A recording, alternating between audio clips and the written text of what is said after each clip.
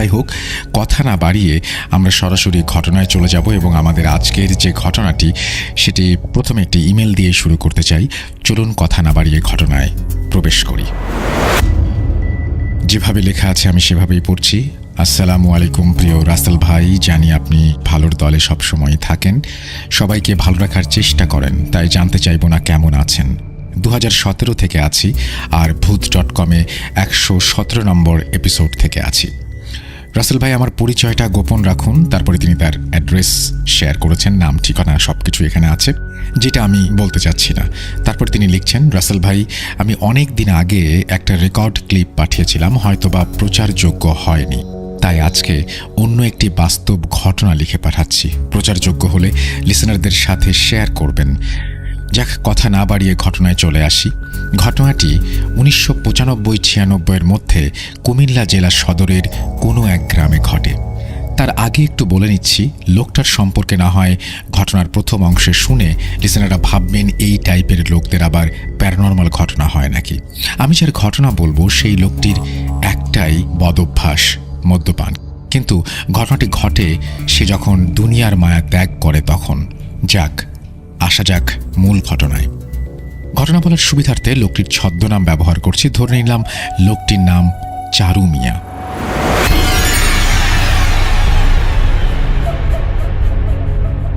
একদিন চারু মিয়া অনেক বেশি মদ্যপান করে। সারাদিন যা রোজগার করে বেশ কিছু অংশ মদ্যপান করে এবং বাকিগুলো পকেটে থাকে বা কখনো কোথাও পড়ে যায়, তার কোনো ঠিক নেই। ঠিক সেদিন মদ্যপান করে বাড়ি আসার পর কোনো বাজার সদাই না থাকায় তার স্ত্রী এবং বাচ্চারা সবাই চিৎকার চেঁচামেচি শুরু করে। তখন চারু মিয়া এতটাই নেশাগ্রস্ত ছিল যে তার কোনো হিতাহিত জ্ঞান ছিল না। সে তখন ঘর থেকে তরকারি কাটার একটা বটি নিয়ে এসে বলে সবাইকে জবাই করে ফেলবেন। তার আশেপাশের অনেক লোক তখন জড়ো হয়ে গেছে। সবাই যখন চেষ্টা করছে ওর হাত থেকে বটিটি নিতে, তখন সে চাচ্ছে কাউকে না কাউকে আঘাত করতে। এক পর্যায়ে উপস্থিত সমস্ত লোকজন ভাবেও নি এমন একটা ঘটনা ঘটবে। চারু মিয়া কাউকে আঘাত করতে না পেরে নিজের গলায় বটি চালিয়ে দেয়। তখন উপস্থিত সবাই যারা ছিল তারা সবাই অনেকে ভয় পেয়ে যায়। তখন মুহূর্তের মধ্যেই তার হাত থেকে বটি পড়ে যায় এবং অতিরিক্ত রক্তক্ষরণের ফলে সে মাটিতে লুটিয়ে পড়ে। সবাই তাকে ধরতে আসবে, তখন আচমকা দুই হাতের দুই আঙুল দিয়ে গলায় একটা টান দেয়। ততক্ষণে 2-3 জন এসে গামছা দিয়ে গলা পেঁচিয়ে হাসপাতালে নিয়ে যাওয়ার ব্যবস্থা করে ফেলেছে। কিন্তু হাসপাতালে যাবার আগেই পথেই সে মারা যায়। এখান থেকেই মূল ঘটনার শুরু। সে আত্মহত্যা করলেও সে যেহেতু সুস্থ মানুষ ছিল না, তাই গ্রামের কবরস্থানে তাকে দাফন করতে কোনো বাধা ছিল না এবং দাফন কাজও অনেক দ্রুত করা হয়। তার মৃত্যুতে যারা উপস্থিত ছিল তাদের অনেকেই সেই চোখের সামনে ভয়ানক আত্মহত্যা দেখে মারাত্মকভাবে ভয় পেয়েছিল। গ্রামের যে কবরস্থানে তাকে দাফন করা হয়েছে তার পাশেই যাতায়াতের রাস্তা এবং অন্য পাশে বিশাল দিঘির সমান, কিন্তু সবাই পুকুর বলে। আর ঘটনা যখন 1995 সালের, তখনকার সময় সন্ধ্যার পরে এই রাস্তায় মানুষের যাতায়াতটা অনেকটা কম ছিল। যেদিন তাকে দাফন করা হয় তার পরদিন থেকেই এই গ্রামের এবং পাশের গ্রামের যারাই এই রাস্তা দিয়ে একটু রাত করে যাওয়া আসা করে তারাই দেখে চারু মিয়া রাস্তার পাশে হাঁটাহাঁটি করছে, কেউ বা দেখে কবরস্থানের দেয়ালের উপরে হাঁটাহাঁটি করছে। তখন অনেকেই ডাক দেয় কিন্তু সাড়া পায় না, ভাবে হয়তোবা আজকে বেশি নেশা করেছে তাই এমনটা হচ্ছে। কিন্তু সেই মানুষগুলো যখন বাড়িতে ফেরে এবং জানতে পারে যে চারু মিয়া আর এই পৃথিবীতে নেই, তখন তারা ভাবে তাহলে আমরা কাকে দেখলাম। মাঝরাতে আশেপাশের মানুষগুলো রাতে সজাগ হলে কেন যেন একটা শব্দ পায় কবরস্থান থেকে, আর অনেকগুলো কুকুরের ঘেউ ঘেউ আওয়াজ। সপ্তাহখানেক পরের ঘটনা, ভয়ঙ্কর এক ঘটনা। চারু মিয়ার পাশের বাড়ির এক লোক ব্যবসার কাজে বাইরে ছিলেন এবং অনেক দিন ধরেই সেখানে ছিলেন। তিনি যেদিন বাড়ি ফিরবেন ওই কবরস্থানের কাছাকাছি আসতেই চারু মিয়াকে দেখেন। তখন বলেন, চারু ভাই এত রাতে কি করো এখানে, বাড়ি চলো। তখন চারু মিয়া আস্তে আস্তে হাঁটছে। ওই লোক আবার বলল, চলো না, আমি বাড়ি নিয়ে যাব। এই বলে যখন লোকটি চারু মিয়ার হাতটা ধরল, ঠিক তখনই চারু মিয়া মাথা উঠিয়ে তাকালো। প্রতিবেশী লোকটা ভয়ে দেখল চারু মিয়ার গলায় ক্ষত এবং সেখান দিয়ে ফিনকি দিয়ে রক্ত বের হচ্ছে, আর চারু মিয়া 2 হাতে আঙুল দিয়ে গলায় আস্তে আস্তে টান দিচ্ছে। লোকটা ভয়ে একদম জমে গেছে। যখন তার সামনে চারু মিয়া ভীষণ বাজেভাবে একটা হাসি দিল, লোকটা তখন জোরে একটা চিৎকার দিয়ে মাটিতে পড়ে যায়। তার যখন জ্ঞান ফেরে, কবরস্থানে পাশের বাড়িতে বাড়ির অনেক মানুষ তাকে ঘিরে আছে, কিন্তু সেই ভদ্রলোক প্রায় 3 দিন কোনো কথাই বলতে পারে না। আর এই 3-4 দিন তার ভীষণ জ্বর হয়। পরে সবাইকে বলে তার সাথে কি ঘটনা ঘটেছিল। সবাই বলে চারু মিয়া তো আর নেই, মারা গেছে। তখনকার সময় যোগাযোগ ব্যবস্থা তেমন ভালো ছিল না, কে তাকে ফোনে জানাবে চারু মিয়া নেই। তারপর ধীরে ধীরে সবার মধ্যে ছড়িয়ে পড়ল, সন্ধ্যার পর কেউ আর একা রাস্তায় বের হতে সাহস করে না। অনেকেই এই এলাকায় আসলে দূর থেকেই অপেক্ষা করে আরও লোকজন আসলে একসাথে যাবে বলে। পাড়ার অনেক ছেলেমেয়েরাই যখন 10-12 জন একটা গ্রুপ বানায়, 2-1 জন কেউ আসলে তাদের রাস্তা পার করে দেয়। আর একদিনের ঘটনা। লেখাটা অনেক বড় হয়ে যাচ্ছে, আমি ছোট করার চেষ্টা করছি। আসলে সম্পূর্ণ ঘটনা বলতে গেলে ইমেইলে অনেক বড় হয়ে যাবে। আরেকদিন এলাকার এক মুদি দোকানদার তার দোকানের মালামাল কিনে এলাকার একটা রিকশায় দিয়ে উনি সাইকেল দিয়ে পিছে পিছে আসছিলেন। রাত তখন প্রায় 9টা বাজবে। হঠাৎ মাঝ রাস্তায় তার সাইকেলের পাংচার হয়ে যায় এবং রিকশাওয়ালা ভাইকে তিনি ডাকলেও রিকশাওয়ালা ভাই শুনতে না পেয়ে চলে যায়। তখন দোকানি কি করবেন, এত রাতে সাইকেল মেরামতের দোকানও বন্ধ, কোনো উপায় না পেয়ে হাঁটা ধরলেন। তার মধ্যে সে ভয় পেতেও শুরু করলেন। এতখানি রাস্তা হেঁটে যাবেন, কিন্তু কবরস্থানের পাশ দিয়ে যাবার সময় কি হবে? ওইদিকে রিকশাওয়ালা ভাই কবরস্থানের কাছাকাছি আসতেই দেখে দূর থেকে সাদা কোনো মানুষের অবয়বের মতো কিছু একটা মুভ করছে। সে তখন থেমে গেল আর পেছনে ফিরে দেখল দোকানি নেই। রিকশাওয়ালা চিন্তিত হয়ে পড়লেন, উনি আবার কোথায় গেলেন? আমি একা কিভাবে যাব? রিকশাওয়ালা ভাই অনেকক্ষণ অপেক্ষা করতে করতে কাউকে না পেয়ে চিন্তা করলেন একাই যাবেন।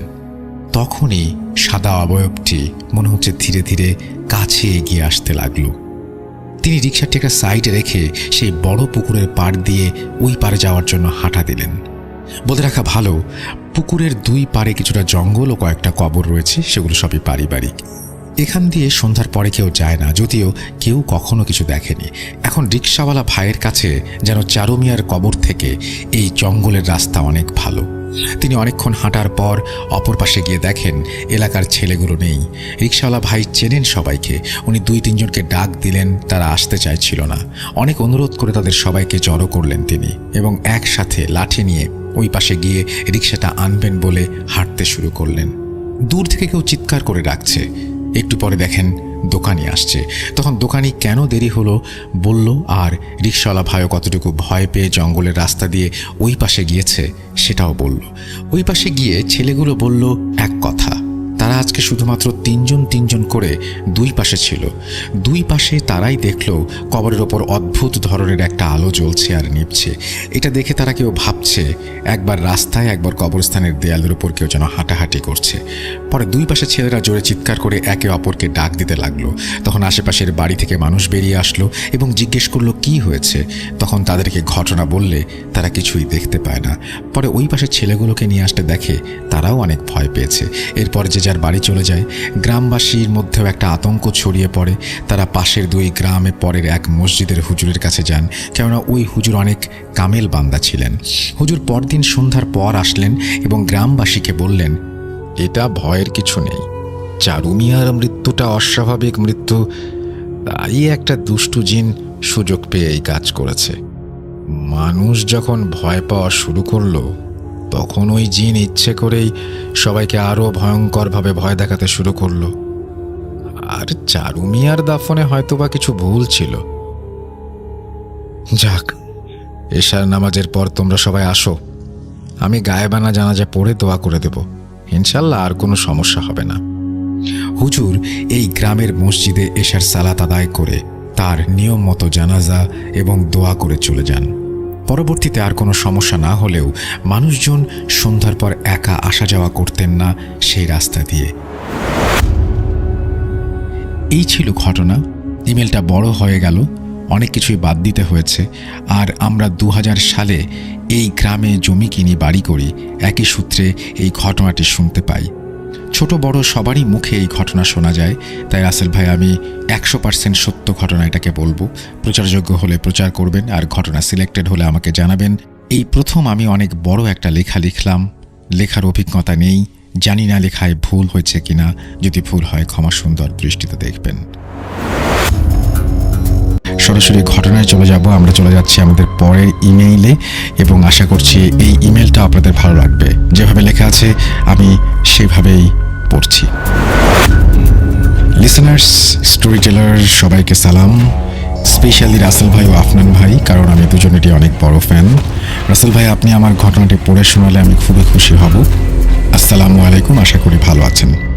জানি আপনি সবসময় ভালোর দলে, তাও জিজ্ঞাসা করলাম দয়া করে আমার ঠিকানা সম্পূর্ণ গোপন রাখবেন। আমি সময় নষ্ট না করে সরাসরি ঘটনায় চলে যাচ্ছি। ঘটনাটি মূলত আমার দাদাকে নিয়ে, যিনি তৎকালীন সময়কার স্বনামধন্য পীর বংশের একজন কামেল পীর ছিলেন। ঘটনাটি আমার দাদার মুখে যেভাবে শোনা, আমি সেভাবেই শুরু করছি। আশা করছি লিসেনারদের বুঝতে সমস্যা হবে না।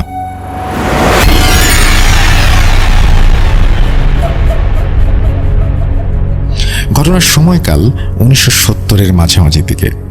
আমাদের গ্রামটা তখন অত্যন্ত অজপাড়া গা। আমার বয়স তখন এই ধরুন 16 কি 18। আমি তখন আমাদের বাসা থেকে বেশ দূরে একটা মাদ্রাসা ছিল, সেই মাদ্রাসায় পড়তাম এবং বোর্ডিংয়ে থাকতাম।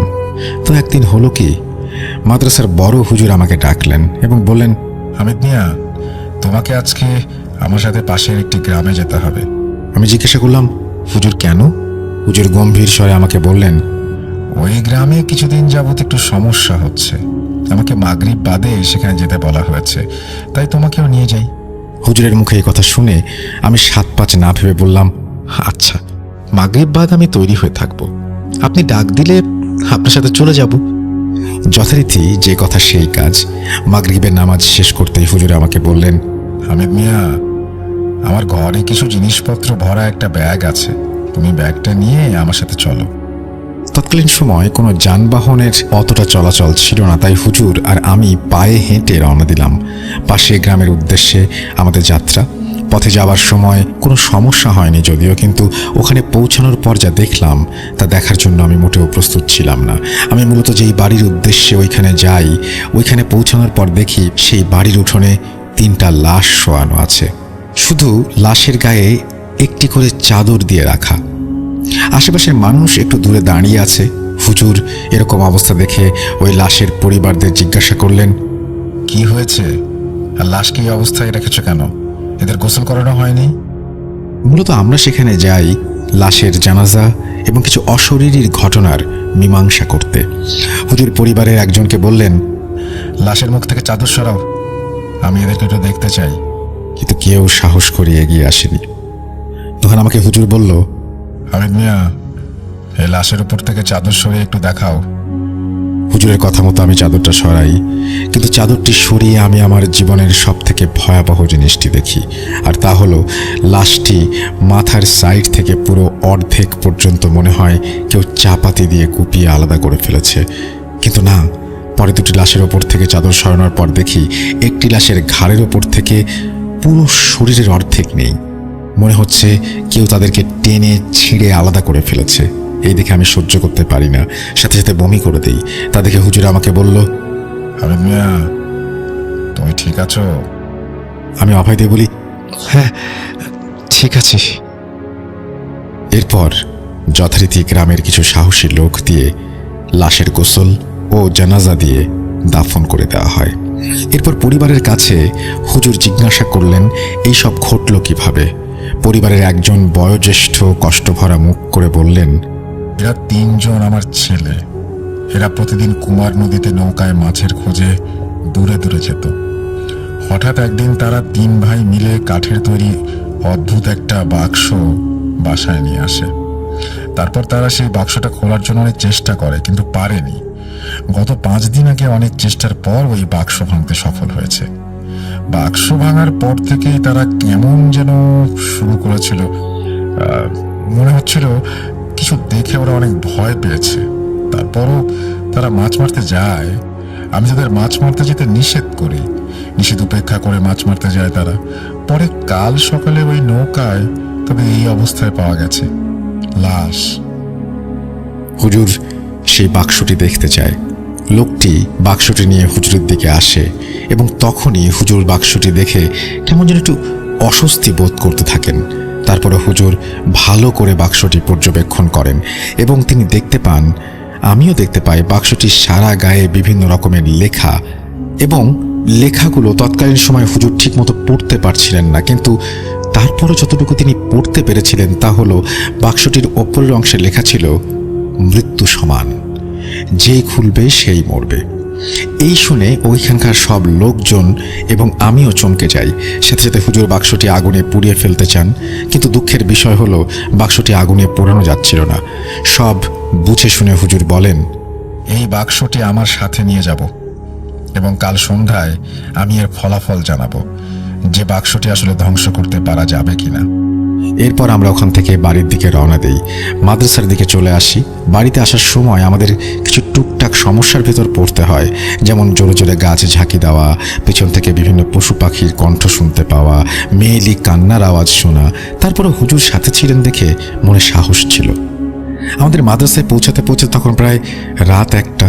মাদ্রাসায় আসার পর হুজুর তার নিজের কাছে থাকা কিছু জিনের মাধ্যমে জানতে পারে যে এই বাক্সটি প্রায় 250 থেকে 350 বছরের পুরনো বাক্স। এটা বিভিন্ন যুদ্ধে এ ধরনের অস্ত্র হিসেবে নিক্ষেপ করা হতো এবং নিক্ষেপের সময় অস্ত্র ভেঙে যেত এবং ওই অস্ত্রের থেকে 8 থেকে 10 জন বন্দী থাকা জিন আশেপাশে প্রায় সব মানুষকে নৃশংসভাবে হত্যা করত এবং পুনরায় সেই অস্ত্রের ভেতর মানে বাক্সের ভেতর চলে যেত এবং বাক্সটি পুনরায় আগের মতো হয়ে যেত। এই কাজে এই বাক্স তৈরি করা হতো এবং তারা আরও বলে এই বাক্স তৈরি হয়েছিল সুলাইমান আলাইহিস সালামের আমলে। তারা বলেন এরকম বাক্স পৃথিবীতে প্রায় 95 থেকে 96টি আছে। কালের বিবর্তনে এই বাক্সের ধরন ও আকার পাল্টিয়েছে। হুজুর তখন বলেন এই বাক্স ধ্বংস করা যায় কিভাবে? তখন সেই জিনগুলো হুজুরকে জানায় এই বাক্স কোনোদিন ধ্বংস করা যায়নি কিংবা যেত না, তাই তারা এই বাক্সগুলো বিভিন্ন জায়গায় মাটি খুঁড়ে কিংবা বিভিন্ন গোপন স্থলে লুকিয়ে রাখে। তারা এও জানান এই বাক্স প্রথম তৈরি করেছিলেন সুলাইমান আলাইহিস সালাম তার সৈন্যদের রক্ষা করার জন্য। তারপর থেকে ওই বাক্স বড় হুজুর গোপনে কোথাও লুকিয়ে রাখে এবং 3 জনকে সেটা পাহারা দিতে বলে, যাতে কেউ কোনোদিন আর ওই বাক্সের সন্ধান না পায়। আমার দাদাসহ আমাদের এই পীর বংশের বিভিন্ন লোকের মুখে শোনা আজও সেই বাক্স আমাদের বংশের কারো না কারো কাছে লুকানো আছে। আমার ফ্যামিলি মেম্বারদের সাথে অনেক ধরনের ঘটনা ঘটেছে, সেগুলো আমি একে একে পাঠাবো এই বলে তিনি তার ঘটনা শেষ করেছেন। Thank you so much. আপনি লিখেছেন আপনার নাম ঠিকানা বলতে মানা করেছেন, আমি বললাম না, আমি দেখতে পাচ্ছি আপনার নামটি, এবং অনেক ধন্যবাদ আপনাকে এরকম চমৎকার একটা স্টোরি আমাদেরকে আবারও উপহার দেওয়ার জন্য। যেভাবে লেখা আছে আমি সেভাবেই পড়ছি। আসসালামু আলাইকুম রাসেল ভাই, কেমন আছেন জিজ্ঞেস করবো না, কারণ আমি জানি আপনি সবসময় ভালোর দলে। আমি ফাহাদ, লিখছি সিলেট থেকে। স্টুডিওতে এসে ঘটনা বলা আমার পক্ষে সম্ভব নয়, তাই আমি ঘটনাটি ভালো লাগলে পড়ে শোনানোর অনুরোধ করছি। আমি ক্লাস 5 থেকে ভূত এফএম শুনে আসছি। মধ্যখানে বেশ কিছু সময় আপনার শো বন্ধ ছিল। সেই সময় ইউটিউব থেকে আপনার আগের এপিসোডগুলো ডাউনলোড করে শুনতাম। বেশ কিছুদিন ধরে ভাবছিলাম একটা ঘটনা পাঠাবো, তবে সুন্দরভাবে গুছিয়ে লিখতে না পারার কারণে পাঠাতে পারছিলাম না। শেষমেশ ঘটনাটি লিখে পাঠানোর সিদ্ধান্ত নিলাম। অগোছালো লেখার জন্য শুরুতেই ক্ষমা চেয়ে নিচ্ছি। আজকে যে ঘটনাটি বলবো সেটা আমার ফুপুর সাথে ঘটেছিল। অনেক আগে একবার ফুপু এই ঘটনাটি আমাকে বলেছিলেন। সে সময় আমি এত গুরুত্ব দিয়ে শুনিনি, তাই সেদিন ফুপুর সাথে আমার যখন দেখা হয় তখন ঘটনাটি তার কাছ থেকে আমি শুনে নিই। আমার ফুপুর হাজব্যান্ড ছিলেন অত্যন্ত সাহসী মানুষ। উনি প্রায় রাতেই মাছ ধরতে যেতেন। আমাদের আঞ্চলিক ভাষায় যাকে বলা হয় আলো শিকার। সাধারণত আলো শিকার করতে 2টি জিনিসের প্রয়োজন হয়, টর্চ লাইট এবং বর্ষা। ওনাদের বাড়ির সাথে ছিল অসংখ্য মাঠ এবং খাল আর বিল। যখন বর্ষাকাল আসতো তখন পানি, খাল, বিল সব জায়গায় জমা হয়ে যেত। সেখানে অসংখ্য মাছ পাওয়া যেত। মূল ঘটনায় যাওয়ার আগে কিছু বর্ণনা দেই। ওনাদের একতলা বিশিষ্ট একটি দালান ঘরটির সাথে একটি কাঁচা রাস্তা এবং কাঁচা রাস্তার সাথেই মেইন রোড। কাঁচা রাস্তার শুরুতেই এবং মেইন রোডের সাথেই একটি কবরস্থান। কবরস্থানের পাশেই গাছগাছালিতে ঘেরা এবং পাশেই বড় একটি বাঁশঝাড় এবং এর কিছু দূরেই ফুপুদের বাসা, আর সাথে কয়েকটা বাড়ি রয়েছে এবং এর পরে আরো অনেক খালি মাঠ রয়েছে। ফুফা যখন রাতে আলো শিকার করতেন প্রায়ই ওনার সাথে অদ্ভুত ঘটনা ঘটত। যেমন একদিন ওনার পাশের এক খালে উনি গিয়েছিলেন শিকারে। উনি দেখতে পেলেন সেই খালে অসংখ্য মাছ। মাছগুলো সাধারণ মাছের চাইতে অনেক বড় এবং মাছগুলো দেখতে অদ্ভুত ছিল। ফুপা বুঝতে পারলেন যে এগুলো মাছ নয়। উনি ভয় না পেয়ে বিভিন্ন দোয়া দুরুদ পড়ে সেখান থেকে চলে আসেন। আরেকদিন উনি আলো শিকার করে বাড়ি ফিরছিলেন। প্রথমেই বলেছিলাম ওনাদের কাঁচা রাস্তার সাথে একটি কবরস্থান এবং একটি বড় বাঁশঝাড় রয়েছে। যখন বাঁশঝাড়ের কাছে এলেন তখন তিনি দেখতে পেলেন পুরো বাঁশঝাড়টি ওনার ওপরে পড়ে যাচ্ছে। উনি সাথে সাথে বাঁশঝাড়ের জায়গা অতিক্রম করেন এবং দোয়া দুরুদ পড়তে শুরু করলেন এবং সেখান থেকে চলে এলেন। যেহেতু উনি অনেক সাহসী ছিলেন তাই উনি ভয় পাননি। বলা যায় গভীর রাতে কেউ একা রাস্তা দিয়ে হেঁটে আসলে কোনো জিন বাঁশঝাড়ে ফেলে মানুষকে ভয় দেখাতে চায়। যদি কেউ ভয় পেয়ে যায় তাহলে সে অসুস্থ হয়ে পড়বে। এর কিছুদিন পরে ফুফা একদিন আলো শিকারে যান। সেদিন ওনার টর্চ লাইট সমস্যা করছিল। হঠাৎ উনি দেখতে পান ওনার সামনে কয়েকটা কুকুর আসছে। এত রাতে কুকুর কোথা থেকে আসবে উনি বুঝতে পারছিলেন না। তারপরও উনি বিষয়টা স্বাভাবিকভাবে নিলেন এবং সামনে এগোতে লাগলেন। কিন্তু কুকুরগুলো সামনে আসতেই উনি দেখতে পেলেন কুকুরগুলোর চোখ লাল, শরীরের রং কালো। ওনার দিকে কুকুরগুলো খুবই রাগান্বিত দৃষ্টিতে তাকিয়ে আছে। উনি কিছুটা ভয় পেয়েছিলেন, তবুও উনি বিভিন্ন দোয়া দুরুদ পড়তে শুরু করলেন। সেই কুকুরগুলোকে অতিক্রম করে চলে আসলেন। উনি আর পেছনে ফিরে তাকাননি। প্রায় ওনার সাথে এরকম অস্বাভাবিক ঘটনা ঘটে। এবার আসি মূল ঘটনায়। আমার ফুপুর একটা মেয়ে আছে, এখনো 40 দিন পেরোয়নি। ফুফা রাত্রে আলো শিকারে যেতে চাইলেন। ওনার মা ছিলেন ধার্মিক মানুষ। ওনার মা ফুপাকে বাধা দিয়ে বললেন, এত মাছের প্রয়োজন নেই, তোর ঘরে এখন একটা মেয়ে রয়েছে, 40 দিনও হয়নি, তুই ঘরে থাক, তোর মেয়ের সাথে থাক, এত রাতে মাছ ধরার দরকার কি? ফুফা এই কথাগুলো শুনে হেসে উড়িয়ে দিলেন এবং আলো শিকারে বের হয়ে পড়লেন। সেদিন উনি বেশ কিছুক্ষণ আলো শিকার করার পর মাছ পেলেন না, তাই বাড়ি চলে এলেন। উনি রাস্তা দিয়ে একাই হেঁটে আসছিলেন। ওনার কাছে মনে হচ্ছিল যে ওনার পেছন পেছন কেউ যেন হেঁটে আসছে। উনি পেছনে ফিরে তাকালেন কিন্তু কিছুই দেখতে পেলেন না। বেশ কয়েকবার ওনার সাথে এরকম ঘটনা হয় এবং অবশেষে উনি বাড়ি চলে আসেন। বাড়িতে আসার পর ফুপু এসে গেট খুলে দেন। উনি রুমে ঢুকেই বাথরুমে গিয়ে হাত পা ধুয়ে আসেন। ততক্ষণে ওনার মেয়ে ঘুমিয়ে পড়েছে। ফুপু ওনার জন্য খাবার এনে দেয়। খাবার খাওয়া দাওয়া শেষ করে ওনারা টুকটাক কথা বলছিলেন আস্তে ধীরে, যাতে ওনাদের মেয়ে ঘুম থেকে না ওঠে। বেশি কথা না বলে ফুপা ঘুমানোর জন্য বিছানায় যান। ততক্ষণে ফুপু থালা বাসন পরিষ্কার করছিলেন। হঠাৎ শুনতে পেলেন ওনাদের দরজায় কেউ আঘাত করছে। ঠক ঠক ঠক ঠক ঠক। ফুপু উঠে গিয়ে দরজা খুললেন। দরজা খোলার পর উনি দেখতে পেলেন বাইরে কেউ নেই, কিন্তু দরজা খুলতেই একটা প্রজাপতি এসে ঘরের ভেতরে ঢুকে পড়ল। কে এসেছে দেখার জন্য চাচা তাকিয়েছিলেন, কিন্তু কাউকেই দেখতে পেলেন না এবং উনি আর কিছু না ভেবে শুয়ে পড়লেন। ফুপুর চোখে তখনও ঘুম ছিল না, কিছুটা বিরক্ত বোধ করছিলেন, তাই এই বিষয়টাকে তেমন বেশি আমলে নেননি এবং দরজা লাগিয়ে উনি ওনার কাজ শেষ করেন। তখন ওনাদের ছাদে কি ঘটেছিল, ছাদের এপাশ ওপাশ আবার ওপাশ এপাশ এরকম একটা শব্দ হচ্ছিল। মনে হচ্ছিল যে কেউ একজন ছাদে হেঁটে বেড়াচ্ছে। ফুফা রেগে গিয়ে বললেন, এই কে রে, এত রাত্রে ছাদে কে হাঁটছে? উঠে আসবো নাকি যাবি? এরপর শব্দটা বন্ধ হয়ে যায়। তবে কিছুক্ষণ পর শব্দটা আবার হচ্ছিল। সকালে ফুপু ঘুম থেকে উঠলেন, কিন্তু প্রতিদিন ঘুম ভাঙতো ফুপুর মেয়ের কান্নার আওয়াজে। কিন্তু আজ উনি ঘুম থেকে উঠে দেখেন সকাল 8টা বাজছে। ওনার মেয়ে গভীর ঘুমে।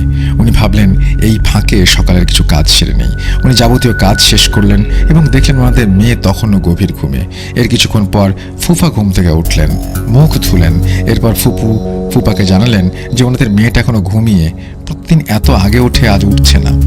আমার ফুপা ওনার মেয়ের কাছে গেলেন এবং মেয়েকে ঘুম থেকে জাগানোর চেষ্টা করলেন, কিন্তু ওনার মেয়ে একদম চুপচাপ শুয়ে আছে। ফুপা মেয়েকে কোলে নিলেন এবং কোলে নিয়ে বুঝতে পারলেন মেয়ে শ্বাস নিচ্ছে না। ফুপু ততক্ষণে কেঁদে ফেলেছেন এবং মেয়েকে ওনার কোলে নিয়ে নাম ধরে ডাকতে শুরু করেছেন। এরপরে বাড়িতে ডাক্তার আনা হলো। ডাক্তার এসে ফুপুকে জানালো যে বাচ্চাটি মারা গিয়েছে। ফুপুর কান্নায় বাড়ি প্রকৃতি সব নিস্তব্ধ হয়ে গিয়েছে। একদম সুস্থ সবল একটা বাচ্চা, তার এইরকম পরিণতি কিভাবে সম্ভব? তার মৃত্যুতে সবাই কষ্ট পেয়েছে, কেউই মেনে নিতে পারছে না এই মৃত্যুটা। বিয়ের মৃত্যুর বেশ কিছুদিন হয়ে গেছে।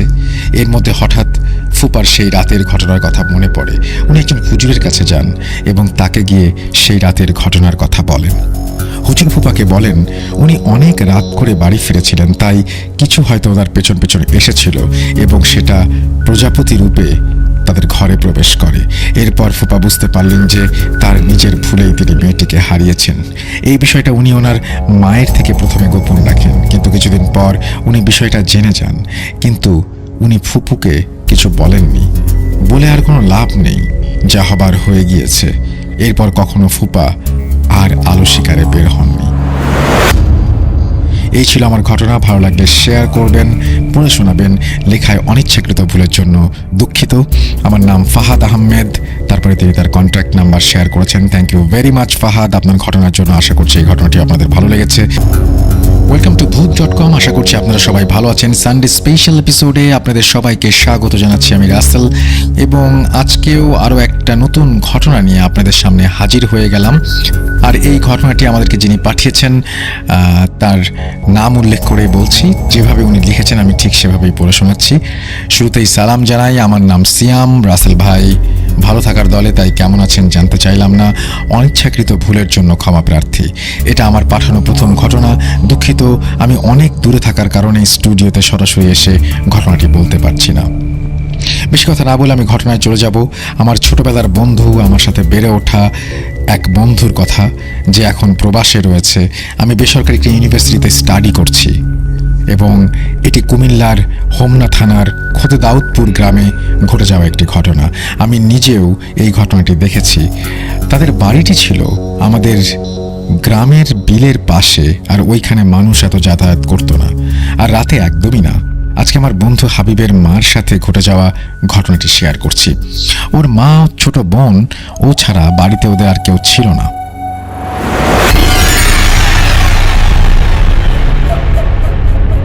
হাবিব প্রায় খেয়াল করতো রাতে ওর মা হুটহাট ওদের বাসা থেকে বের হয়ে যেত, কিন্তু সে তেমন সাহস পেত না মার পিছু নেবার। ওদের বাড়িতে ওদের একটা পোষা কুকুর ছিল, সে বুঝতে পারত আর মার পিছু নিত। রাতে বাসা থেকে বের হবার পর ওনার 2-3 দিন কোনো খোঁজ খবর পাওয়া যেত না। তারপর অনেক দূর থেকে খবর আসতো ওনাকে খুঁজে পাওয়া গেছে। তারপর তারা তাকে যে নিয়ে আসতো। একদিন ওকে খুঁজে পাওয়া যাচ্ছে না। সব সময়ের মতো এবার ওরা খবর পেল ওর মা অনেক দূরে এক গ্রামের এক বড় বটগাছের তলায় শুয়ে আছে। সে ঘটনা ওই গ্রামের পুরো গ্রামবাসী দেখেছে। এরপর হুজুর নিয়ে এসে ওনাকে ওই গাছ থেকে নামানো হলো। যে ঘটনা ওই গ্রামের পুরো গ্রামবাসী দেখেছে। তারপর হুজুর এসে ওনার মাকে যখন নামায়, তখনও গ্রামের মানুষজন উপস্থিত ছিল, এবং হাবিবের বাবা তখন প্রবাসে ছিল ওর বড় ভাইয়ের সাথে। হাবিবের মেঝো ভাই সোহেল তখন ঢাকাতে ছিল। তখন তার মার এরকম অবস্থা দেখে উনি গ্রামে চলে আসেন। উনি আসার পর একদিন রাতে ওই কুকুরের আওয়াজ শুনতে পান, এবং তার ঘুম ভেঙে যায়। দেখে যে ওনার পাশে ওনার মা নেই, দরজাটা খোলা। লাইট নিয়ে বাইরে যেয়ে দেখে ওনার মা ওই বিলের দিকে জমি জমার আইল দিয়ে হেঁটে হেঁটে চলে যাচ্ছে। উনি মা বলে জোরে জোরে ওনাকে ডাকতে থাকেন, অনেক পিছু নেওয়ার চেষ্টা করেন, কিন্তু ওনার মা কোনো রেসপন্স করছিল না। আর সোহেল ভাই যত দূরেই যাক, ওনার মা ততটাই দূরে চলে যায়। এই পর্যায়ে সোহেল ভাই না পেরে বাসায় চলে আসে। এর 2-1 দিন পর তারা খবর পেল আমাদের গ্রামের পাশের গ্রামে বড় একটা বট গাছের নিচে তাকে পাওয়া গেছে, এবং তারপর বিভিন্ন কবিরাজের কাছে তাকে নিয়ে যাওয়া হয়, কিন্তু কোনো সমাধান পাওয়া যায় না। তাদের মধ্যে এক কবিরাজ বলেছিল তাদের সাধ্যের বাইরে এই জিনের ক্ষমতা। তারপর সোহেল ভাইকে সেই বড় হুজুরের ঠিকানা দেওয়া হলো। তারপর সোহেল ভাই সেই বড় হুজুরকে তাদের বাড়িতে নিয়ে আসে। বড় হুজুর বাড়িটি পর্যবেক্ষণ করেন, এবং তারপর বড় হুজুর বলেন তাদের এই বাড়ি হলো এক বদ জিনের আস্তানা।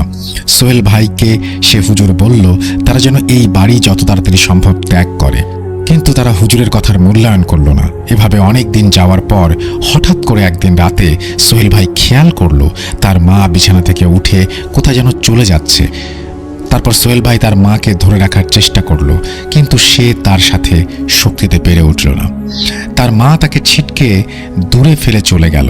তারপর তার মার সাথে তাদের ওই পোষা কুকুরটিও চলে গেল। তারপর সোহেল ভাই তার মার পিছু নেয় এবং মাকে খুঁজে পায় না, কিন্তু কিছুটা দূরে যাওয়ার পর রাস্তার মাঝে কুকুরটাকে অজ্ঞান অবস্থায় দেখতে পায়। তারপর এদিক সেদিক কোথাও মাকে খুঁজে না পেয়ে সোহেল ভাই বাসায় চলে আসে। এর পরের দিন সকালে তার মার মরদেহ তার আপন চাচার রান্নাঘরে হাওয়ায় ঝুলন্ত অবস্থায় পাওয়া যায়। ওই হাওয়ায় ঝুলন্ত লাশটা পুরো গ্রামবাসীর সাথে আমরাও দেখেছিলাম। বিশ্বাস করেন রাসেল ভাই, তার মার লাশটা কোথাও কোনো কিছুর সাথে আটকানো ছিল না। ফাঁসি দিলে যেভাবে ঝুলে থাকে ঠিক সেভাবেই লাশটা ঝুলতে থাকে। তারপর লাশটা মাটি থেকে 4-5 ইঞ্চি ওপরে ছিল, কোনো রকম দড়ি বা কোনো কিছুর সাথে আটকানো ছিল না। এক কথায় লাশটা হাওয়ায় ঝুলছিল। পুরো গ্রামবাসী এটা দেখেছে। থানা থেকে পুলিশ এসে লাশটাকে মাটিতে নামায়। তারপর আমাদের গ্রামের কয়েকটা মসজিদের ইমাম সাহেব এসে কোরআন তেলাওয়াত করে লাশটি মাটিতে নামায়। তারপর পুলিশ ময়নাতদন্ত করে, কিন্তু কী কারণে মৃত্যু হয়েছে তা সে সম্পর্কে জানা যায় না। তারপর লাশটিকে গোসল দেওয়ার পর জানাজা পড়ে কবরস্থানে নিয়ে যাওয়া হয়। লাশটি এতটাই ভারী হয়েছিল যে কেউ লাশটিকে কবরস্থান পর্যন্ত নিয়ে যেতে পারছিল না। তারপর হুজুররা কোনো রকমের দোয়া কালাম পড়ে লাশটির কবরস্থান পর্যন্ত নিয়ে যেতে সক্ষম হয়। তারপর লাশটিকে কবরে দেওয়ার সময় অনেক বাধা পেরোতে হয়। লাশটিকে মাটি দেওয়ার সময় মাটি বারবার সরে যাচ্ছিল, যা হুজুর দোয়া পড়ে অনেক বাধার পর মাটি দিতে পেরেছিলেন। আর তার মৃত্যুর পরে তাদের বাসায় তার মার উপস্থিতি টের পেত। এই ঘটনার আরও 2টি পার্ট আছে, যা পরবর্তীতে পাঠাবো, ইনশাল্লাহ পাঠাবেন, এবং আপনার ঘটনার অপেক্ষায় থাকলাম। যারা এতক্ষণ পর্যন্ত আমাদেরকে শুনছিলেন রবিবারের এই স্পেশাল এপিসোড, তাদের সবাইকে অনেক অনেক ধন্যবাদ। আপনাদের দিন ভালো কাটুক, সুস্থ থাকুন, মোস্ট ইম্পর্টেন্টলি ভূত.com এর সাথে থাকুন। যেভাবে লেখা আছে আমি সেভাবেই পড়ছি। আসসালামু আলাইকুম রাসেল ভাই ও প্রিয় শ্রোতা বন্ধুরা, কেমন আছেন আপনারা? আশা করি আল্লাহর অসীম রহমতে আপনারা ভালো আছেন। আমি মোহাম্মদ সাবিত আলম, লিখছি ময়মনসিংহ বিভাগ থেকে। আমি গত আগস্ট মাস থেকে আপনাদের সবার প্রিয় ভূত.com এর একজন মডারেটর হিসেবে কাজ করছি। দেখতে দেখতে আপনাদের সবার সাথে 6টি মাস পেরিয়ে গেল। আপনাদের সাথে এই 6 মাসের জার্নিতে আপনাদের ভালোবাসা আর ভূত.com টিমের কিছু অমায়িক মানুষের সাথে কাজ করতে পেরে আমি খুবই খুশি আর আনন্দিত। স্পেশালি আমাকে ঘটনা লিখতে আর লেখার উন্নতিতে সাহায্য করেন যারা, তারা আর কেউ নন, আমাদের সবার প্রিয় মোহাম্মদ সিফাত আলম আর মোস্তফা আলম রোমান। গোলাম রাব্বি ভাইয়ের গাইডিং আর রাসেল ভাইয়ের মেন্টরিং, দুজনই অতুলনীয় অমায়িক ব্যক্তিত্ব। ওনাদের সবার ছায়ায় থেকে আপনাদের সাথে বহুদূর যাবার আশা ব্যক্ত করে আমি আজ আমার ঘটনা শুরু করছি। আজকের ঘটনাটি আমি শুনেছি আমাদের স্টুডেন্টের কাজিন, তার কাছ থেকে। আমার স্টুডেন্টের নাম তানিশা। গত 27 ফেব্রুয়ারি 2022 তারিখে আমি টিউশন পড়াতে গিয়ে আমার স্টুডেন্টের কাজিন রেহানা আপুর সাথে পরিচিত হই। রেহানা আপু ভূত.com এর একজন নিয়মিত শ্রোতা এবং আমাদের সবার প্রিয় আফনান ভাই, সিফাত, রোমান আর তুষার ভাইয়ের খুব বড় ভক্ত। আমার সাথে পরিচিত হয়ে রেহানা আপু তানিশাকে বললেন, কিরে তানিশা, তুই আগে বলবি না তোর টিচার ভূত.com এর মডারেটর, জানিস না তুই? তানিশা আপুকে বললেন, না, জানতাম না। এরপর তানিশা আপু আমাকে বলেন, ভালো হয়েছে, তোমাকে এখানেই পেয়ে গেছি, আমার কাছে একটা ঘটনা আছে আমার বড় ভাইয়ের, শুনবে? আমি হ্যাঁ বোধক উত্তর দিলে আপু আমাকে বলেন যে তানিশার পড়া শেষ হলে উনি আমাকে ঘটনাটি বলবেন। যথারীতি তানিশাকে পড়ানো শেষ হলে আপু আমাকে ঘটনাটি বলতে শুরু করেন। ঘটনাটি আপু আমাকে যেভাবে বলেছেন আমি ঠিক সেভাবেই আপনাদের সামনে উপস্থাপন করছি। আর বানানের ভুল ত্রুটির জন্য রাসেল ভাই ও আপনাদের সবার নিকট ক্ষমা চেয়ে নিচ্ছি। বলছেন রেহানা আপু। আমার বড়